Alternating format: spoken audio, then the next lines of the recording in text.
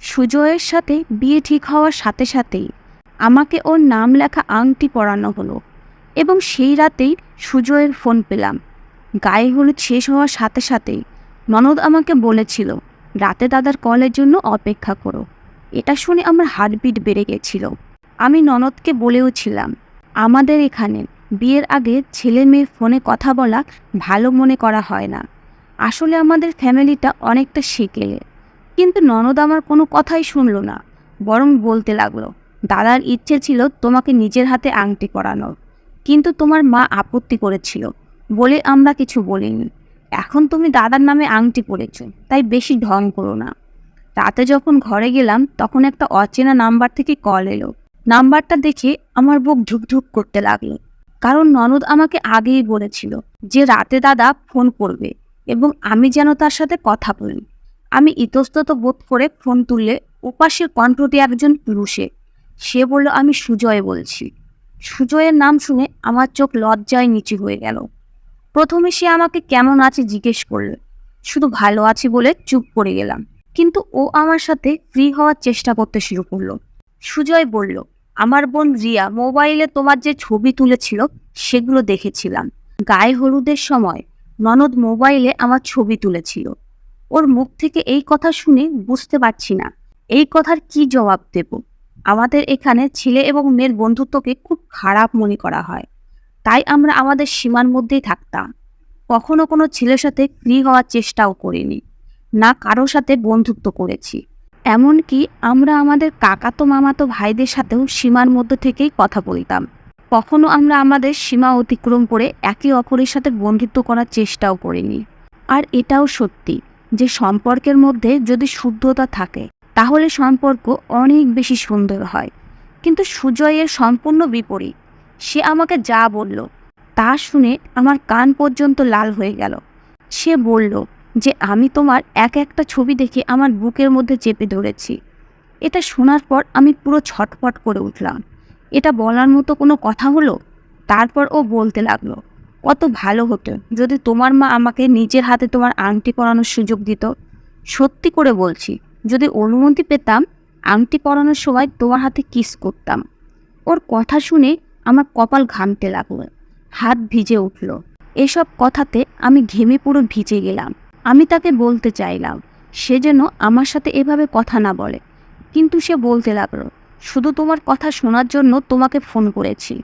আমার মনে হচ্ছে জান তুমি বলতে থাকো আর আমি শুনতে থাকি। ওর এই কথাগুলি শুনে আমার হৃদয়ের স্পন্দন এত বেড়ে গেল যেন মনে হচ্ছে বুকের পাঁজর ভেঙে বেরিয়ে আসবে। কিন্তু সে না থেমে লজ্জার সমস্ত পর্দা সরাতে শুরু করলো। আমি ঘাবড়ে গিয়ে তাড়াতাড়ি ফোন বন্ধ করে দিলাম। নভেম্বরের ঠান্ডার মধ্যে 2 মিনিটের মধ্যেই ঘামে ভিজে গেছি। আবার ফোনের রিং আমাকে চমকে দিল, কিন্তু এবার আর ফোন ধরলাম না। তার বদলে মেসেজ করলাম যে আমার খুব ঘুম পাচ্ছে, আমি তোমার সাথে অন্য কোনো সময় কথা বলবো। তাকে মেসেজ করা 1 মিনিটের মধ্যেই রিপ্লাই এলো যে আমার ঘুম নষ্ট করে তুমি কিভাবে ঘুমাচ্ছ, আজকে তো সারা রাত তোমাকে ঘুমাতে দেব না। তার এসব কথায় কি উত্তর দেব বুঝতেই পারছি না। এখন পর্যন্ত বাড়িতে কেউ জানে না যে আমি সুজয়ের সাথে কথা বলছি। ভয়ে ফোন বন্ধ করে দিলাম। আমি জানতাম না যে বিয়ে ঠিক হওয়ার পর ছেলেরা এভাবে কথা বলে। আমি ভেবেছিলাম সে শুধু কেমন আছি কি করছি এসব কথা জিজ্ঞেস করবে, কিন্তু ও তো প্রথম ফোনেই সব বাধা পেরিয়ে গেল। যাই হোক, রাতে আমিও ঘুমাতে পারিনি। তার কথা বলার ধরনই এমন ছিল। 6 মাস পরে আমাদের বিয়ে, আর এই 6 মাস আমি সুজয়ের এই ধরনের কথা শুনতে চাইনি। কারণ আমি আমাদের বাড়ির মহিলাদের কাছ থেকে শুনেছি যে বিয়ের আগে যদি ছেলে মেয়ে একে অপরের সাথে কথা বলা শুরু করে তবে সম্পর্কের মধ্যে যে আবেগ থাকে তা শেষ হয়ে যায়। বিয়ের আগে যদি ছেলে মেয়ে দেখা করতে শুরু করে তারপর সম্পর্কের সীমা অতিক্রম করে, যদি বিয়ের আগে তাদের মধ্যে শারীরিক সম্পর্ক তৈরি হয় তবে বেশিরভাগ ক্ষেত্রেই সম্পর্ক বিয়ের আগেই ভেঙে যায়। আমিও বিয়ের আগে সুজয়ের সাথে কথা বলতে এবং সম্পর্ক বাড়াতে চাইনি। এখন সে কেবল ফোনে কথা বলছে। আগামীকাল সেও দেখা করতে চাইবে, এবং ছেলে মেয়ে যদি একে অপরের সাথে দেখা করে আর তাদের সম্বন্ধ যদি ঠিক হয়ে থাকে তবে তাদের মধ্যে সবকিছু হয়ে যেতে পারে, যা হওয়া উচিত না। আমি বসে বসে ভাবছিলাম সুজয় আমার কাছে সম্পূর্ণ অচেনা। আমাদের বিয়ে ঠিক হয়েছে মাত্র কয়েকদিন হলো, তবুও সে আমার সাথে এমন সব কথা বলছে যেটা আমার ঠিক মনে হচ্ছে না। পরের রাতে আবার কল এলো। আমি ঘুমিয়ে পড়েছিলাম। ভাবলাম আমি তাকে স্পষ্ট নিষেধ করে দেব যে আমাদের এখানে এটাকে ভালো মনে করা হয় না। কিন্তু সে আমার কথা শুনল না। আমার কথা উপেক্ষা করলো যে তার কাছে এসব কথার কোনো গুরুত্বই নেই। সে তার ভালোবাসা আর অস্থিরতা প্রকাশ করতে থাকলো। আর তার কথাগুলো এমন ছিল যে আমার কান দিয়ে ধোঁয়া বেরিয়ে যেত। এবার আমি সুজয়কে বললাম আমার সাথে এভাবে কথা না বলতে, আমার ভালো লাগে না। সে তখন বলল, তোমার কি মনে হয় বাগদত্তারা নিজেদের মধ্যে কি ধরনের কথা বলে? তারা কি একে অপরের সাথে রাজনৈতিক কথা বলে? ডার্লিং, বাগদত্তারা ফোনে এরকমই কথা বলে যাতে ঘুম উড়ে যায়। আমি এখন সুজয়ের সাথে কথা না বলার অজুহাত খুঁজতাম। আমি বললাম, আমার মা তোমার সাথে কথা বলতে দেখে আমাকে বকাঝকা করেছেন, আর তোমার সাথে কথা বলতে বারণ করেছে, কারণ আমাদের এখানে এসব খারাপ বলে মনে করা হয়। আমার কথা শুনে সে বলতে লাগলো, আমি কিছু জানি না। আমি তোমার মাকে স্পষ্টভাবে বলে দেব তোমার সাথে কথা বলতে দিতে, না হলে আমি তার সাথে কথা বলতে তোমার বাড়িতে আসব। তুমি জানো আমি একদিন কিভাবে গুনে গুনে পার করছি, আর তুমি বলছো তোমার সাথে কথা না বলতে। আমি সারা রাত অসহ্য যন্ত্রণায় কাটাই। আমাকে আর কষ্ট দিও না। স্বপ্নে তোমাকে আমার বুকে জড়িয়ে ধরে চুমু দিই। ওর এই ধরনের কথাই আমাকে বিরক্ত করতো। আর এদিকে সময়ের সাথে সাথে সুজয়ের চাহিদা বাড়তে থাকে।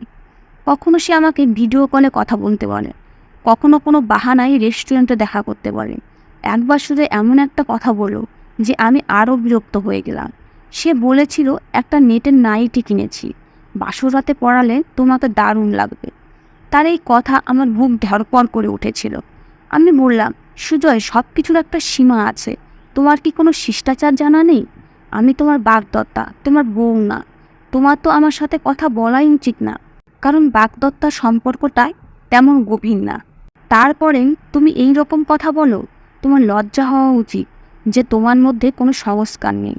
এই কথাটা বলা একটু জোরে হয়ে গেল, আর এতে সুজয় রেগে গেল। তোমার সাথে কি এমন কথা বলেছি যে তুমি আমাকে নির্লজ্জ বেহায়া বলছো?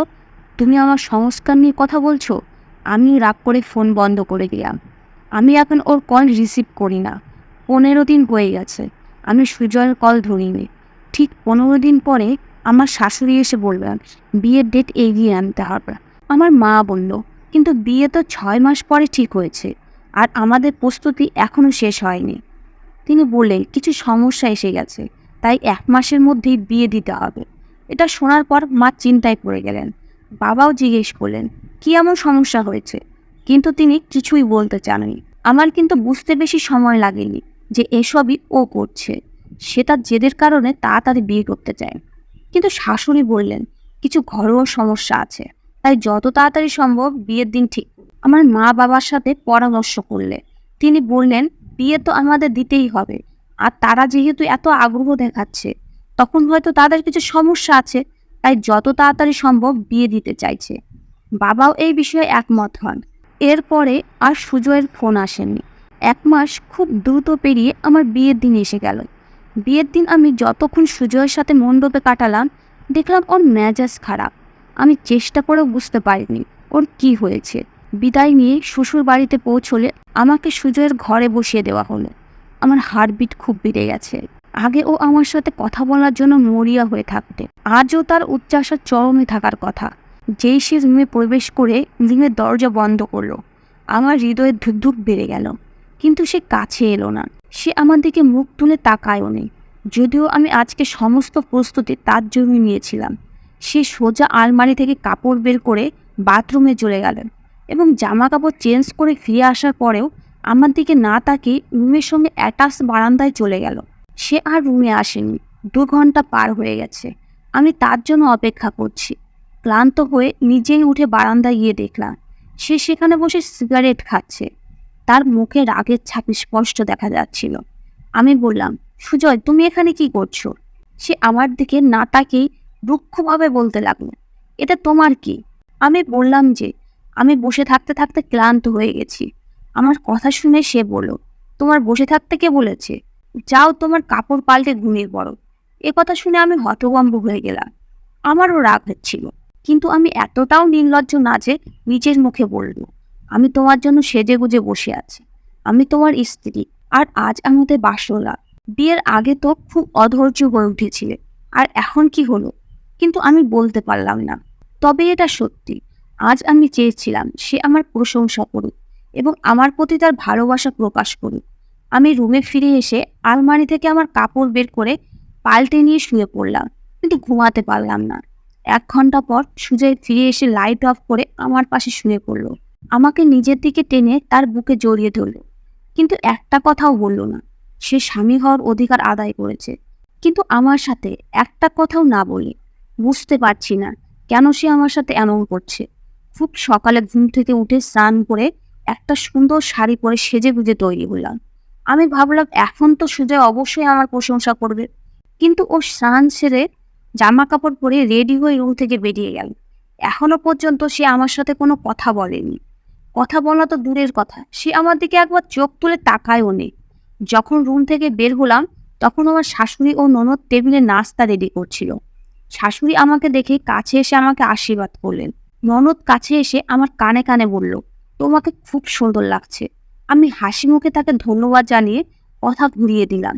যার মুখ থেকে আমি প্রশংসা শুনতে চেয়েছিলাম সে তো একটা কথা বলেনি। সে আমার সামনে সবার সাথে হেসে হেসে কথা বলছে, কিন্তু আমার প্রতি এমন উদাসীন যেন আমি এখানেই নেই। ওর বৌদি নাস্তার মাঝে ঠাট্টা তামাশা করতে লাগলো। নাস্তা কেমন হয়েছে আমাকে জিজ্ঞেস করলো। সুজয়ের আচরণ আমার সাথে ছাড়া সবার সাথেই ঠিক ছিল। আমাদের বিয়ে 10 দিন হয়ে গেল, সে আমার সাথে একটা কথাও বলেনি। প্রশংসা তো দূরের কথা, সে যখনই রুমে আসতো আমার দিকে না তাকিয়ে বারান্দায় গিয়ে গভীর রাত পর্যন্ত সিগারেট খেত। মাঝরাত পেরিয়ে গেলে ও এসে ঘুমিয়ে পড়তো। একবারই কাছে এসেছিল, তাও বাসর রাতে। তারপর যেন মনে হতো আমি ওর পাশেই নেই। একদিন রাতে রুমে এলে আমি ওর সামনে গিয়ে দাঁড়িয়ে বললাম, তোমার কি হয়েছে? আমার সাথে কথা বলছো না কেন? আমার চোখে জলে চকচক করছিল। কিভাবে ভদ্রভাবে কথা বলতে হয় আর নিজেকে নিয়ন্ত্রণ রাখতে হয় আমি জানি না।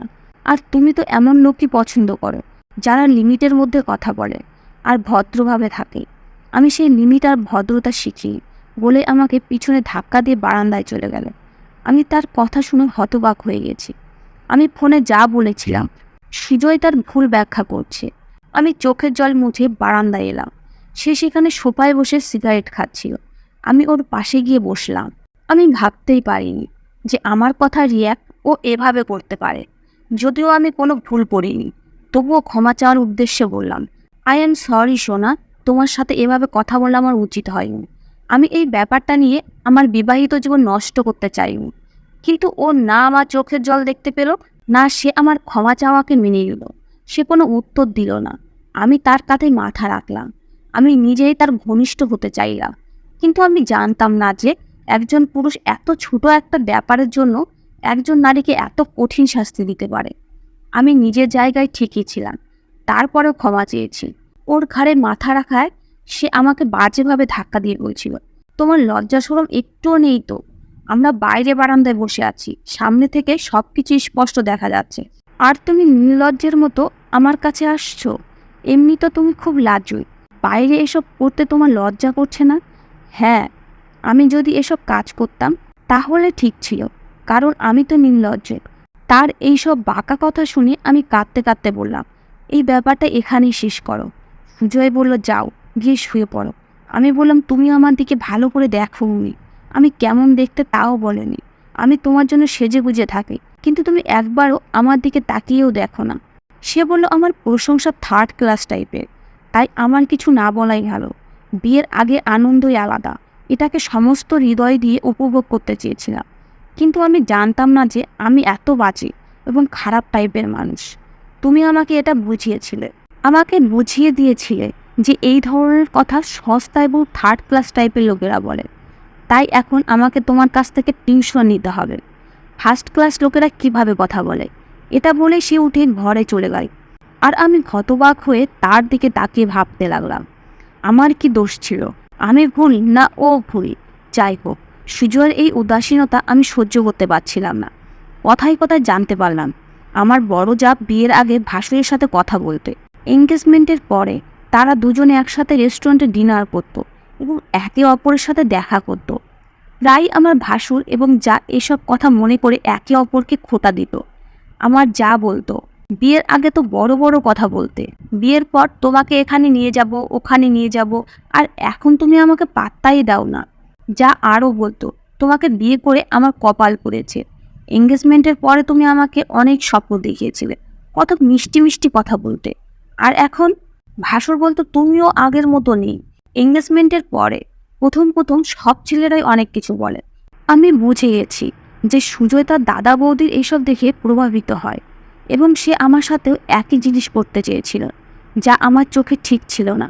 কিন্তু বিয়ের পরে প্রতিটা মেয়েরই তার স্বামীর ভালোবাসা পাওয়ার অধিকার আছে, তার সাথে ভালোবেসে কথা বলা স্বামী কর্তব্য। কিন্তু ও আমাকে এমন একটা অপরাধের শাস্তি দিচ্ছিল যা আমার পাওনা ছিল না। আমি নিজের জায়গায় ঠিকই ছিলাম।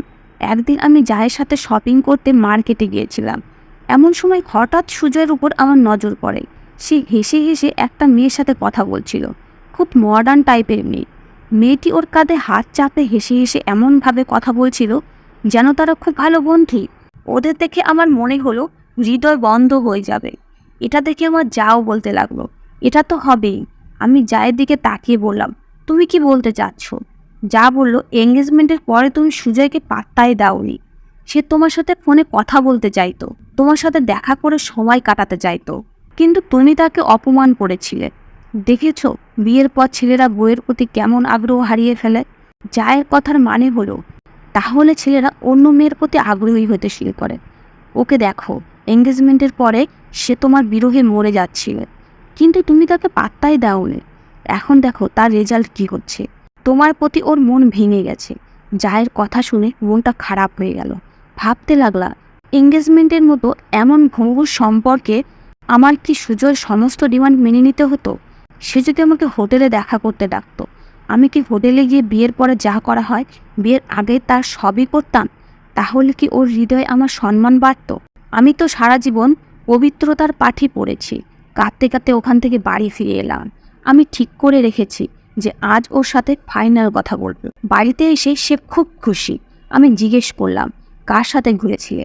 আমার কথা কিছুটা অবাক হয়ে সে হাসতে হাসতে বলল, আমাদের কলেজের এক বান্ধবীর সাথে দেখা হয়েছিল, তার সাথে কিছুক্ষণ এনজয় করলাম। এখন আমি তো অসভ্য লোক, তোমাদের মতো সভ্য না, নইলে ক্লাস ফ্রেন্ডের সাথে কথাই বলতাম না।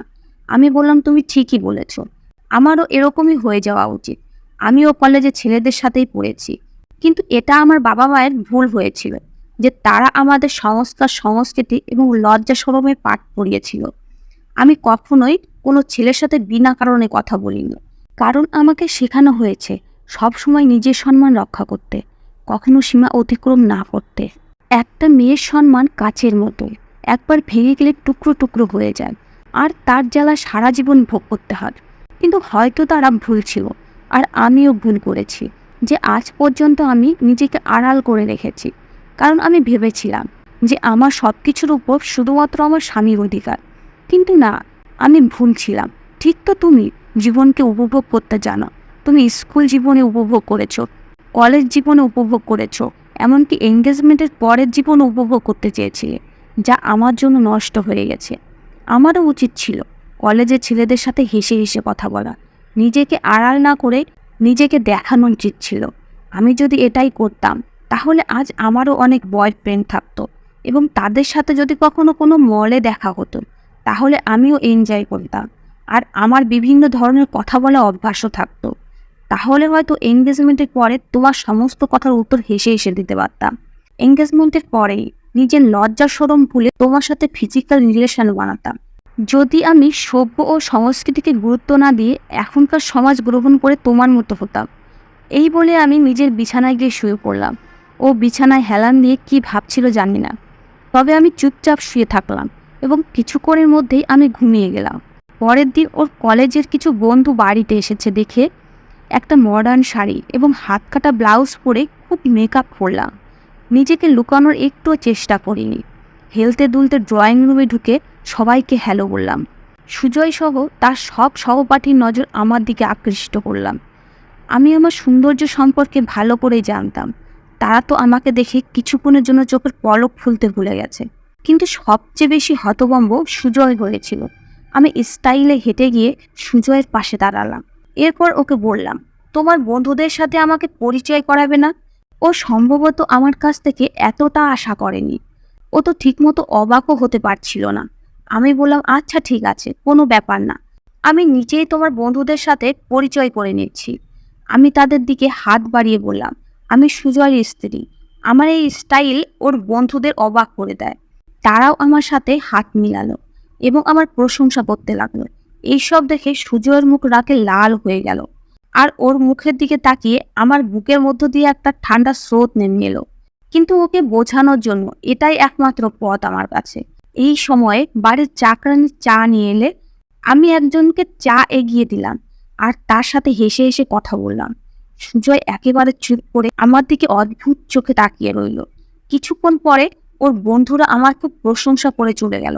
যেই তারা ড্রয়িং রুম থেকে বেরোলো, ওর শক্ত করে আমার হাত ধরে রুমের ভিতর টেনে নিয়ে গেল। জানি না ও কি জন্য রেগে আছে। প্রচন্ড জোরে রুমের দরজা বন্ধ করে আমাকে বিছানায় ঠেলে ফেলে বলল, এটা কি ধরনের অসভ্যতা? ওদের সামনে এমন কাপড় পরে এত ফ্রি হওয়ার কি দরকার ছিল? ওরা সবাই অসভ্য টাইপের মানুষ। খবরদার যদি আর কোনোদিন এভাবে ওদের সামনে যাও। আমি বিছানা থেকে উঠে ওর সামনে এসে বললাম, আমি কেন তাদের সামনে যাব না? আমারও জীবনকে উপভোগ করা উচিত। আমার খুব ভালো লাগছিল। অনেকদিন ধরে কারোর মুখে নিজের প্রশংসা শুনিনি। আজ তোমার বন্ধুরা আমার অনেক প্রশংসা করেছে। এটা শুনে বিনয়ের অবস্থা খারাপ। সে আমার দুই বাহু ধরে বাজেভাবে ঝাঁকিয়ে বলল, তুমি আমার স্ত্রী। আবার যদি ওদের দিকে মুখ তুলে তাকাও তাহলে তোমাকে মেরে ফেলব। যদি এত সাজারই ইচ্ছা হয় তবে আমার জন্য সাজবে, বুঝলে? আমি বললাম, তোমার কাছে তো আমার থেকে তোমার ক্লাস ফ্রেন্ডে বেশি গুরুত্বপূর্ণ। আমার কথা শুনে সে লজ্জায় পড়ে গেল। তারপর বলতে লাগলো, তোমার সেই কথা শুনে আমার খুব খারাপ লেগেছিল। সরি, কিন্তু প্লিজ তুমি যেমন আছো তেমনই আমাকে আমার ভালো লাগে, আর তুমি এরকমই থেকো। আমি তোমার কথা এখন বুঝতে পারছি। তবে আমার দাদা ও বৌদি তাদের এঙ্গেজমেন্টের সময় ফোনে এভাবেই কথা বলতো, এবং রেস্তোরাঁয় তাদেরকে একসাথে দেখা করতে দেখেছিলাম। তাই আমারও শখ ছিল যখন আমার এঙ্গেজমেন্ট হবে তখন আমিও এরকম করব। কিন্তু তুমি, কথা এ পর্যন্তই পৌঁছলো, কিন্তু বাইরে থেকে ঝগড়া মারামারি শব্দ আসতে শুরু করলে। আমার জায়ের সেই একই কথা ভেসে এলো যে বিয়ের আগে তো খুব ভালোবাসা দেখাতে, এখন কোথায় গেল তোমার সেই ভালোবাসা? তুমি কেন আমার জন্য আগের মতো ভালোবাসা দেখাও না? তখন আমার ভাসুর বললেন, সময়ের সাথে সব কিছু বদলে যায়। বিয়ের পর পুরুষের উপর অনেক দায়িত্ব এসে পড়ে। আমাদের বিয়ে 5 বছর হয়ে গেছে, 2 সন্তান আছে। বিয়ের আগে আমাদের মধ্যে সব কিছু হয়ে গেছিল। এখন আর তোমার মধ্যে কোনো নতুনত্ব নেই। এখন এসব ফালতু কথা বাদ দাও। কিন্তু যা ঝগড়া করেই যাচ্ছিল, আর আমরা ঘরে বসে তাদের দুজনের ঝগড়া শুনছিলাম, আর সামনে দাঁড়িয়ে থাকা সুজয়ের দিকে তাকিয়ে দেখছিলাম, যে লজ্জিত হয়ে আমাকে বলল, তুমি একদম ঠিক বলেছ। কিছু জিনিস সঠিক সময় ভালো লাগে। যদি আমরা বিয়ের আগেই একে অপরের বেশি জেনে নিতাম এবং একে অপরের কাছাকাছি হতাম, তাহলে হয়তো আমাদের এখন কিছুই করার থাকতো না। সুজয় আমাকে তার কোলে নিয়ে আমাকে প্রশংসা করে বলল, আমি খুব ভাগ্যবান যে তোমার মতো এত ভালো স্ত্রী পেয়েছি।